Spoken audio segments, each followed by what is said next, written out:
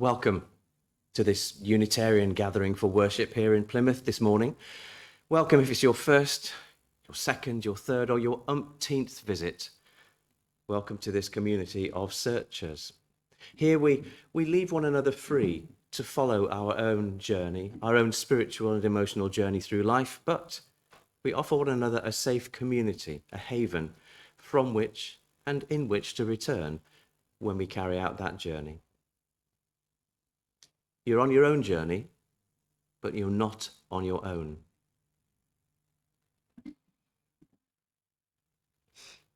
Now, I'm being cheeky to start. Well, my name is Michael. Before I be cheeky, if you don't know my name, if I didn't get to speak to you, if you don't remember me, my name is Michael. And I'm going to be cheeky. I've got a different chalice here because I wanted to use something which more closely resembles the chalice. It's on the front of our purple hymn book. Because a chalice is a kind of a cup. And I wanted it to look like a cup. So I borrowed this one from the I'll put it back, I promise. By night and by day, we travel onwards, seeking always the source of truth, of beauty, of meaning, and of motivation.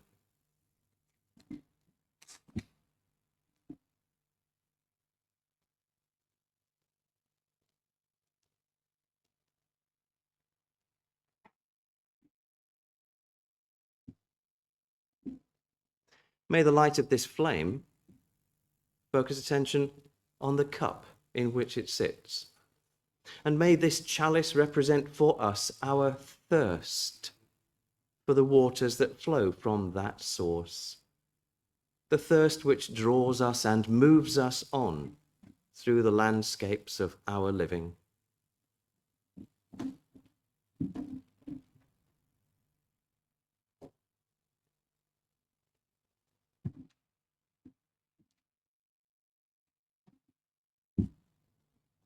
So welcome indeed. And if you can afterwards, do stay on to slake that thirst for a cup of tea or coffee and a conversation. Let's gather in this space and in this time for some thought, some reflection, some prayer, some quietness, whatever you will. We would make this place a temple of the heart's desire, built from the hewn rocks of our individuality and from the sure mortar of our shared understandings. An unwalled, unbounded temple, wherein all people may praise in tones of joy the highest things that give life meaning and worth, and draw us ever onward beyond our known selves.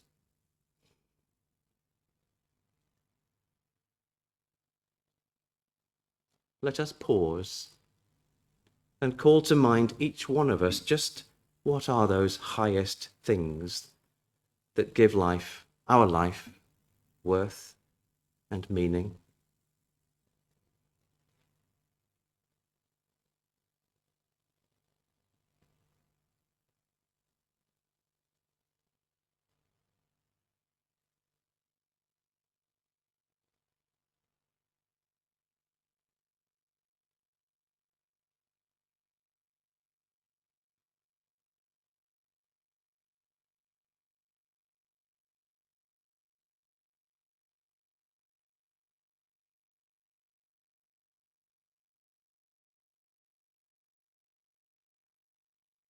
In quiet truth, let us acknowledge, each one of us, just how close those highest things have felt to us, and us to them over recent weeks and days.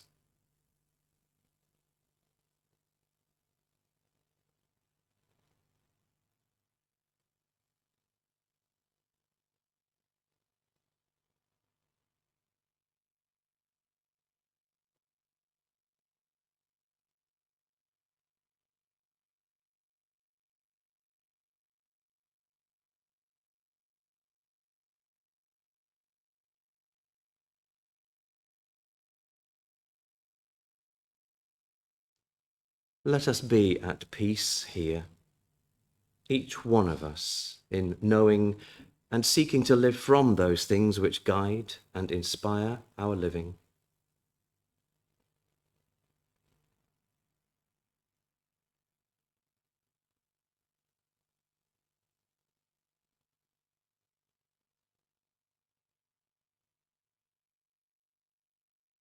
And in this peace, may we open our hearts and minds now to those who feel significant to us at this time, those whose joys we celebrate, those whose troubles trouble us, those whose sadness or distress are painfully with us as we gather here.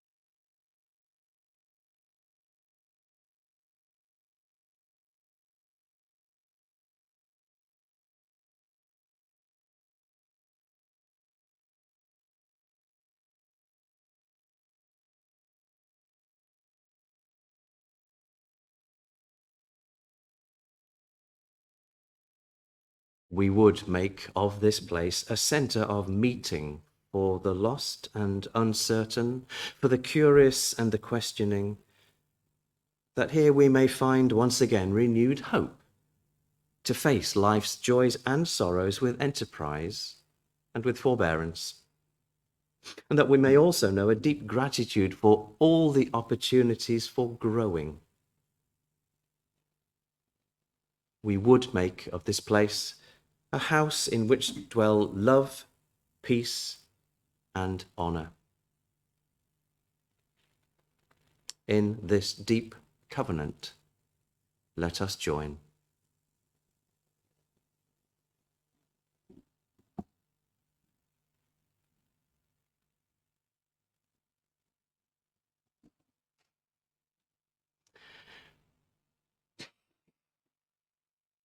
The good news for you is that Myron is here to run the technology so that I don't have to play the piano for you as we sing our first hymn, a hymn of gathering, Enter, Rejoice, and Come In. And if you're in the hymn book, it's number 33. Enter, rejoice, and come in.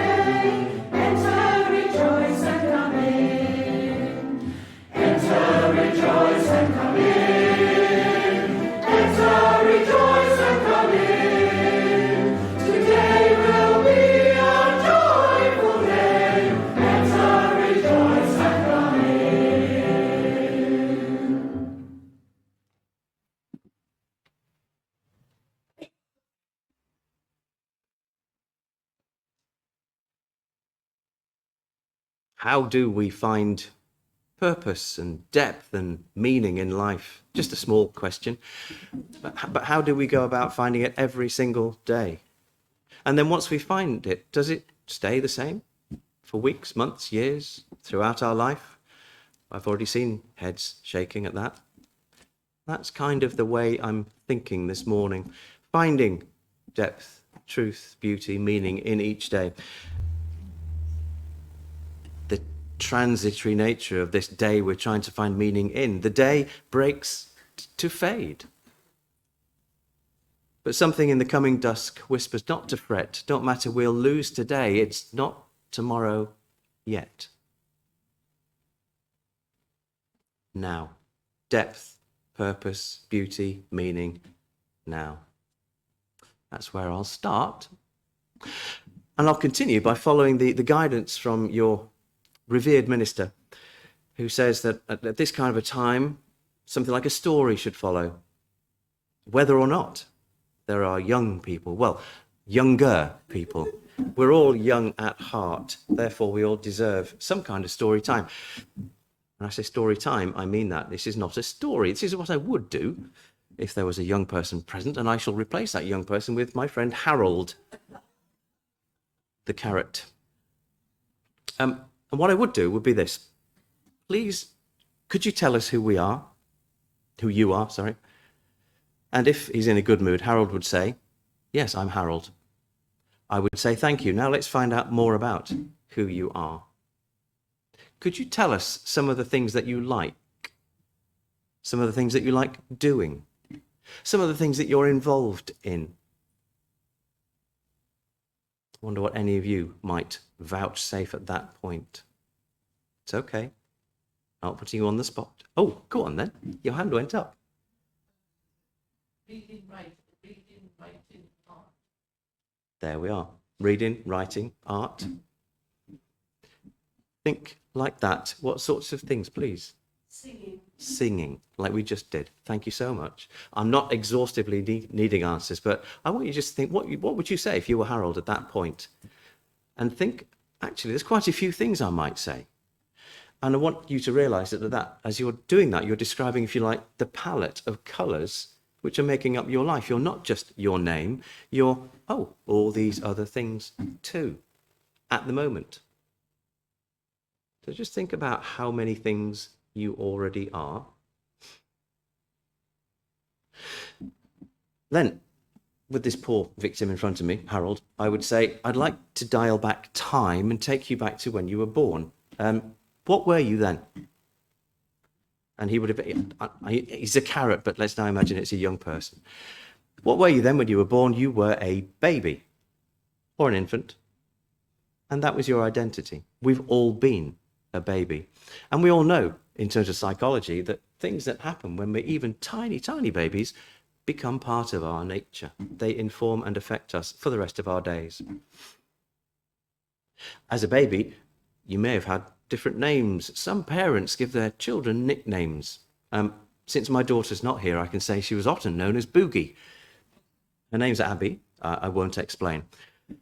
You might also come to be known as, a good sleeper, or bit of a nightmare. A good eater, a bit resistant. All kinds of labels and identities can be part of your early existence. Then you move on. You discover the joys of rolling on your stomach and kicking with your feet and moving across the floor, your hands, your wrists, your legs, and you end up getting up on those legs, at which point you become a toddler, a new identity. And then the identities keep on coming as you travel through early life. There's play school, kindergarten, nursery school, primary school, secondary school, teenage, the young person. Then there might be the world of work. There might be the world of study. There might be the world of a committed relationship, settling into a settled relationship. There might be parenthood, etc., etc. Now, all of those identities sink into our psyche, and they become the layers upon which our personality today is being built. So the point I'd be making to this young carrot would be, you're not just Harold. You're all those layers of previous identities and involvements. You're all the range of colours and shapes and textures on your palette, changing through the years as well, and continuing to change. You are so much more than your name.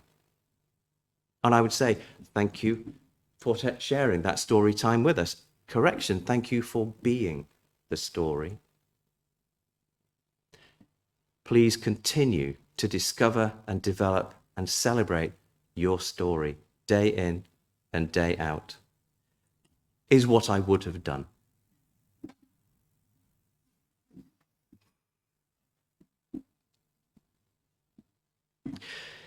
The poet Denise Levertov says, "Days pass when I forget the mystery.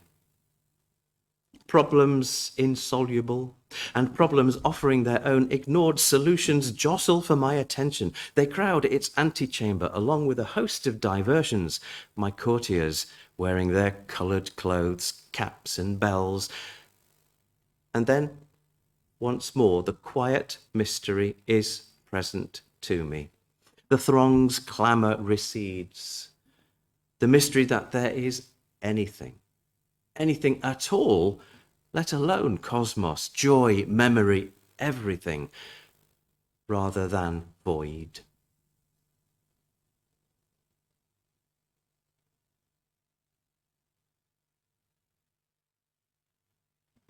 Then in my quietness, I have just abused Denise Levertov because I have not completed the poem.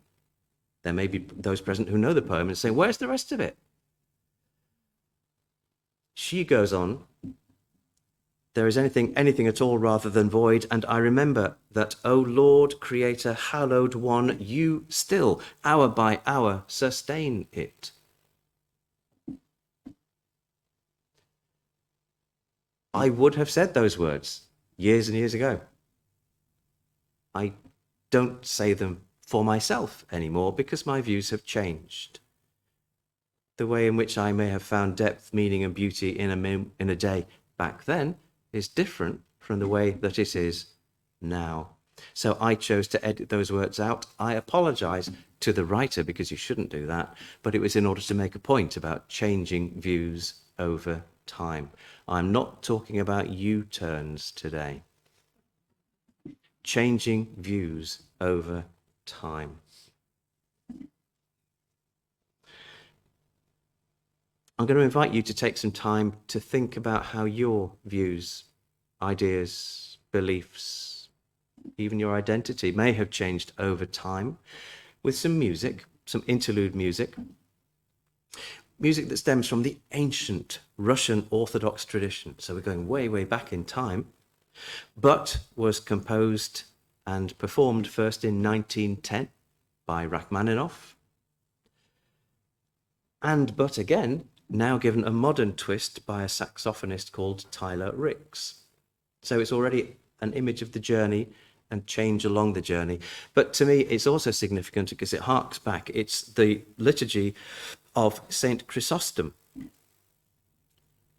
And St. Chrysostom's in South Manchester is the church in which I was christened. I was baptized into the Church of England. So to me, it's a journey back in time, as well as that conveyor belt of ancient Russian tradition, Rachmaninoff, and now Tyler Ricks. Please reflect upon something of your journey and something of your changes over time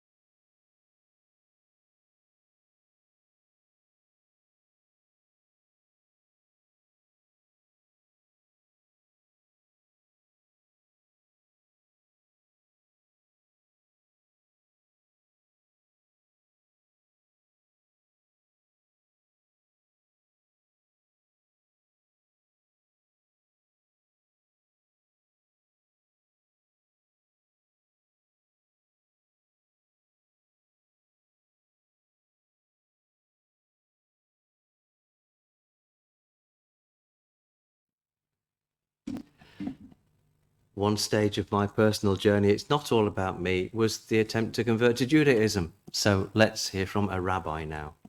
I know you're not a rabbi, but you're going to read from a rabbi. It's a piece by the Rabbi Harold Kushner. Thank you, Kathy.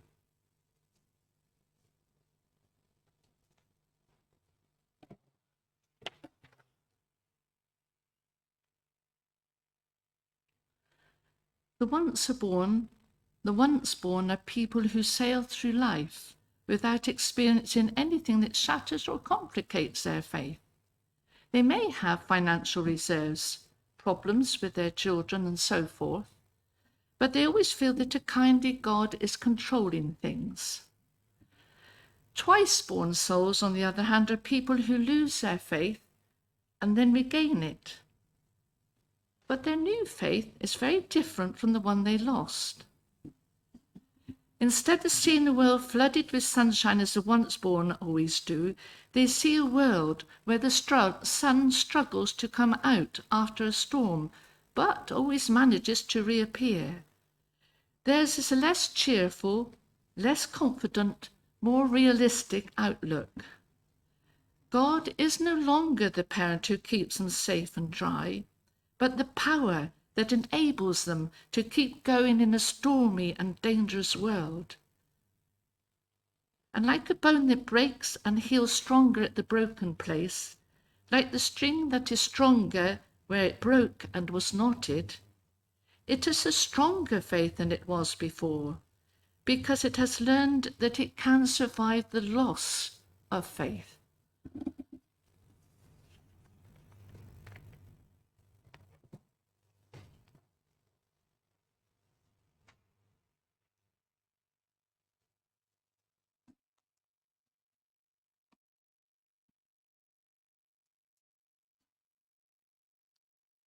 So if we're thinking about a journey that's about finding our own thoughts, our own way, our own mind, let us sing of Seeking and Finding Our Natural Mind, the hymn number 175, or appearing on the screen near you now.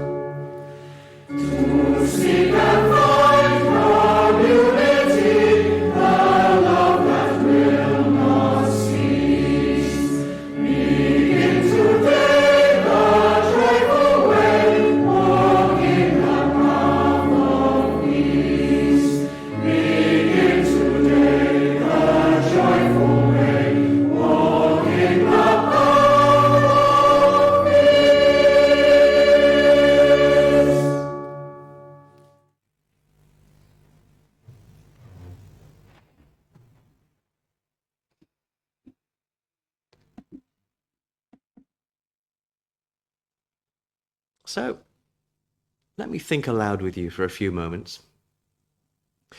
I've already made it clear, I hope, that I was not always Unitarian, and certainly not from a Unitarian family. When my father learned I was hoping to become a Unitarian minister, he said, and I quote, "Thank God your mother's not alive to see it." I can laugh now. Yeah, but having been christened at St. Chrysostom's Church, I duly got confirmed in my early teens, sang in the choir, served on the altar. I was a keen Christian. and was involved as an occasional but enthusiastic member of the community, living and working at Scargill House Conference Centre in the Yorkshire Dales. I fell in love with the Dales. I love them still, but nowadays without the adolescent Christian glow.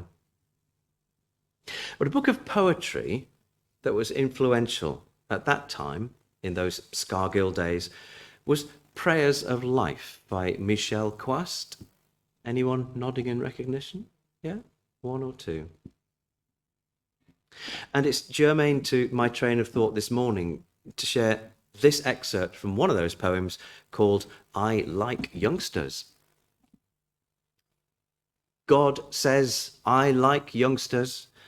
I want people to be like them. I like them because they're still growing, they're still improving. They're on the road, they're on their way, but with grown-ups, there's nothing to expect anymore. They will no longer grow, no longer improve. They've come to a full stop. It's disastrous. Grown-ups think they have arrived. Unquote. I see heads shaking. It strikes me as a little ironic now that a poem aimed at those who profess a traditional creedal Christian faith should be criticised for standing still in their thinking. The regular recital of the creed surely reinforces the securing sense of knowing where one stands.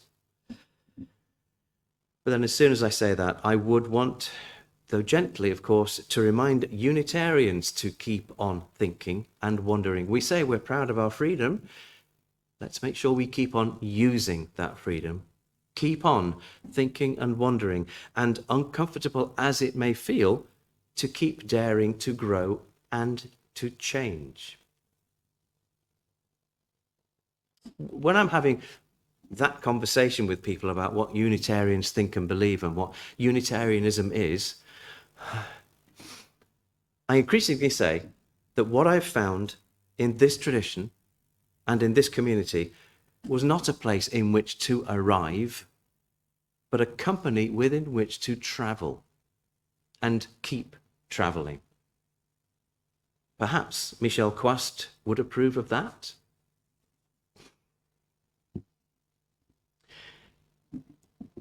When I confessed earlier on my abuse of the poem by Denise Levertov, and I shared the real ending, which these days I'm not comfortable reading out, and when we heard the text by Rabbi Harold Kushner about once born and twice born, maybe even several times born faiths, I hope I've made it clear that I am thinking about changing our thoughts and our viewpoints and our standpoints as we travel through life, and that I am in favour, heartily so.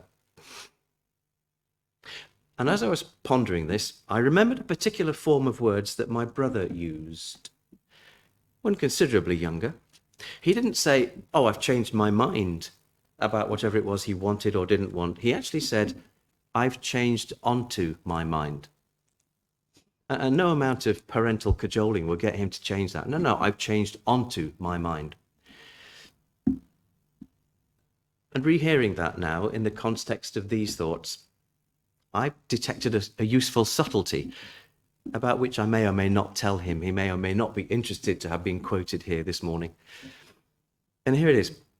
When you're listening to the radio or watching the TV and you decide you want something different, you retune. You change from one station, one channel, onto another station, another channel. Changing onto channel 5 from channel 4, for instance.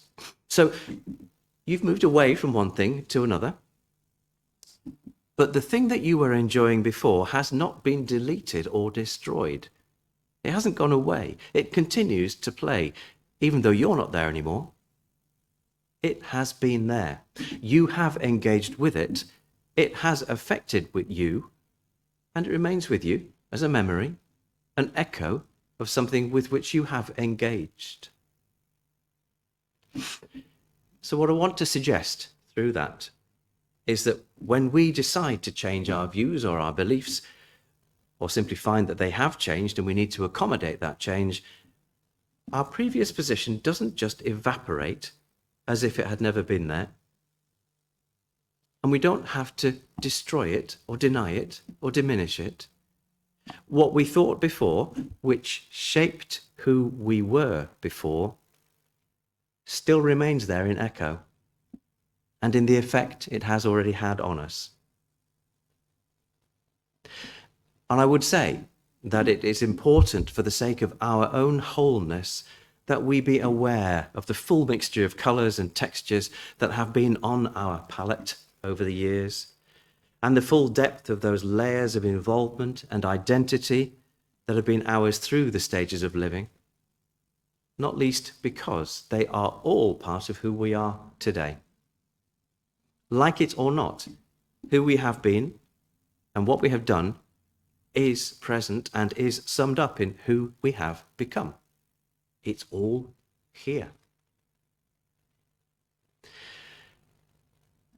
But I would also urge this accepting, nay, embracing of all of our earlier shades of being and believing for the sake of our quality collaboration here in blessed community, not just for our own wholeness as individuals, but for our communal wholeness. Bringing all that we are, shades and shapes and echoes and all, means that we each bring so much more to the table of community in terms of empathy and understanding. Let me illustrate that notion. I've spoken of the strong Christian faith I held in my earlier years, which was active and deep enough to prompt me to undertake a degree in theology and then go on into Anglican priesthood. And indeed, another hook back to my past was the music we had at the start, which was the setting of a Taizé chant, which I rather like. By night and by day we go into the wilderness, searching the source. Only our thirst draws us, leads us on. And indeed, I was very involved with Taizé, and when I was about to be ordained as a priest, I went to Taizé for my priestly retreat, a rare privilege, never to be forgotten. The journey leaves so many gems along the way. But, as you can see, I'm not a priest now. Well, I am technically, but I'd have to go to the High Court and be unfrocked to stop being a priest. I don't really want to do that, so there you are. It was a deliberate choice. Deliberate, yes, but not entirely easy or comfortable to move away from that faith, from that viewpoint. A significant change indeed. I couldn't go back, but I have felt twinges of nostalgia at Christmas time and during the mourning and the ceremonial following the Queen's death. I was moved by the power and the dignity of the various liturgies that we saw and reminded of what a sense of solidarity and solidity such a faith can give, which helps me to guess at how amazing it might feel to be a Muslim when, during times of prayer, especially during the annual pilgrimage to Mecca, to know that at one and the same time around the world, millions of Muslims are praying together, all facing in one direction, facing towards the same spot on the surface of the earth. Solidarity, unity, solidity. So I can empathize with that. Another article of faith for me in my younger years was that Manchester City were the best team in the land. It was another deliberate choice when I decided to move away from supporting City, indeed following football so keenly at all. But do you want to talk about Exeter Chiefs? 50 points against Bristol. Never mind. Although it isn't for me these days, I do know how that enveloping fervour does feel. Being enwrapped and caught up in something stimulating and passionate with a thrilling and comforting sense of belonging with others. I can empathise with that.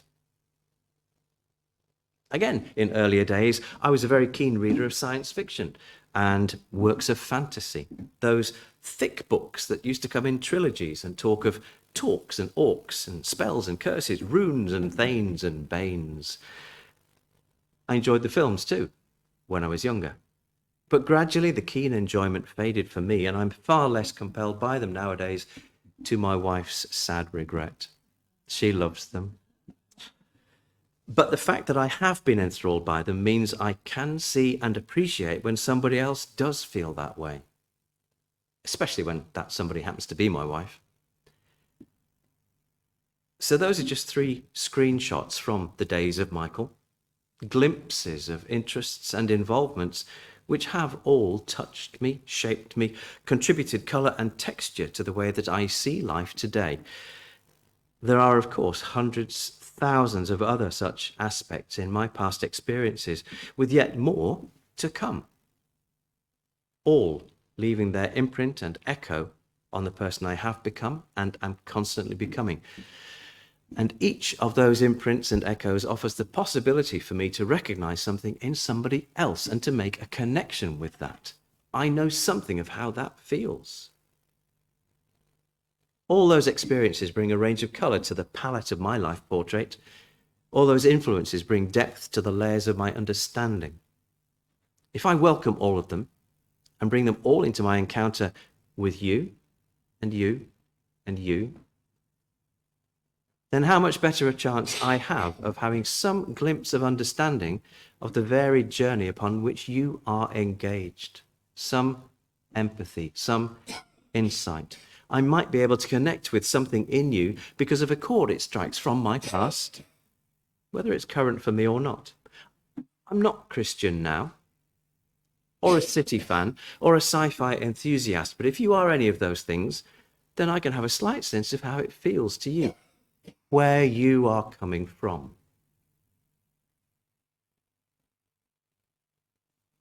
Now, I had an image I was going to explore, and that was changed this morning. It's all about change today. My wife sent an apology. She's not here, she's working. Does any of you know of the community at Embercombe? No? Over near Exeter, yeah? Kind of a conference and retreat centre near Exeter. Julie is there working today on a project to restore a medicine garden. This is germane. It's a medicine garden that's been there quite a long time. It's left to go over.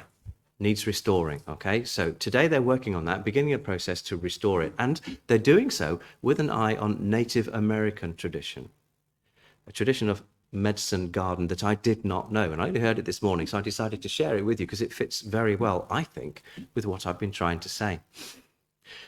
In the Native American tradition, a medicine garden is not just a matter of planting good things that will do you good. Not just that. It's a lot more. The creator of the medicine garden creates a place in which to walk, a setting in which to walk mindfully. So it's a place of meditation, not just of production.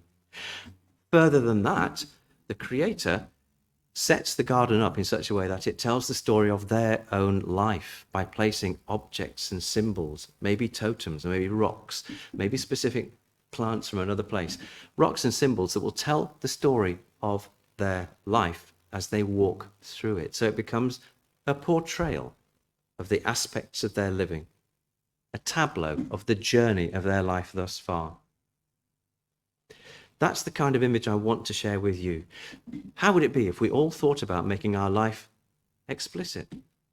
We've got things we don't talk about. We've got things we're not sure about incorporating from our past. I'm not sure I want to own that I was once like that. No, it's all built us who we are today. It's all had a beneficial impact because it's given us the chance to empathize and have insight with one another. So if we took on the notion of making our life visible to ourselves first, so that we dare to walk through it, and then go the next step and say, and I'm quite happy for somebody else to see into it, to walk the journey of my life with me, my medicine garden, then I'm inviting someone else to glimpse a connection. I'm offering myself the chance to glimpse a connection. I'm seeking to encourage empathy with another person. The more of ourselves we bring to a connection, the more likely it is that connection will go deeper. And the reason I say all that is I think that we are about beloved community. And that community can only be benefited by people being open about who they are, willing to share who they have been, with the intention of becoming connected ever more truly and deeply with one another in understanding and in empathy. And I'm going to close my thoughts this morning with a poem by Stanley Kunitz.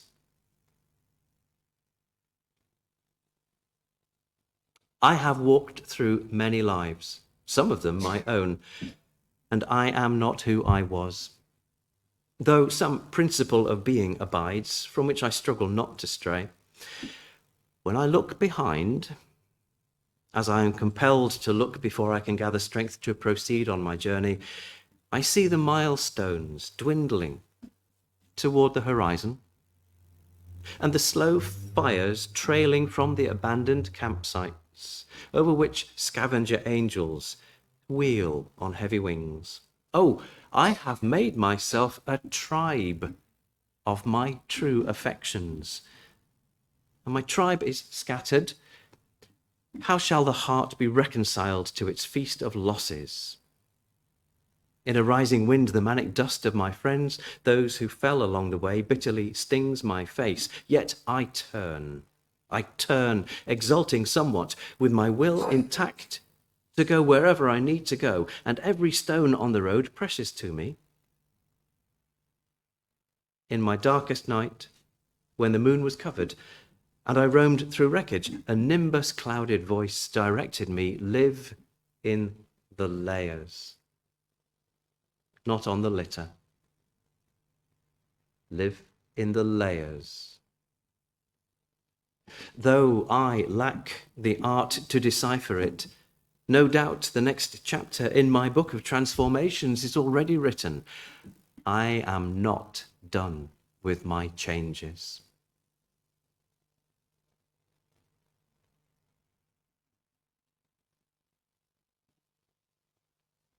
Amen.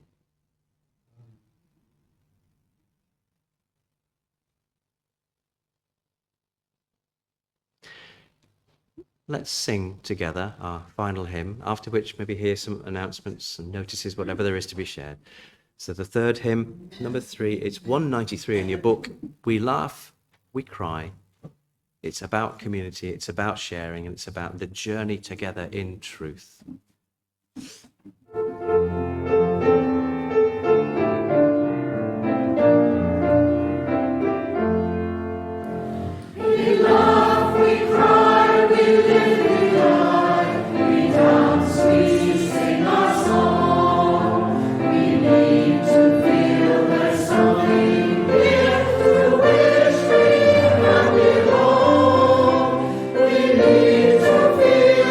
Freedom, joy.